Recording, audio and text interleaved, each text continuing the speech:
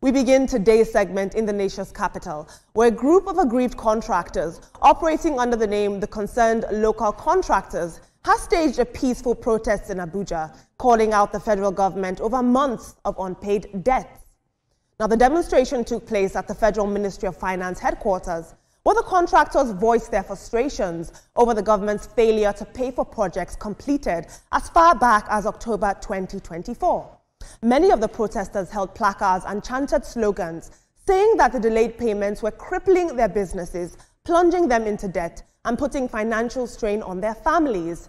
This protest adds weight to the recent claims made by former Bayelsa State Governor and sitting Senator Seriake Dixon, who just last week declared during a Senate plenary that the federal government has been grounded, pointing specifically to the widespread non-payment of contractors as a symptom of deeper economic dysfunction. Now, when I heard this news, I did speak to a very close friend of mine who is a contractor.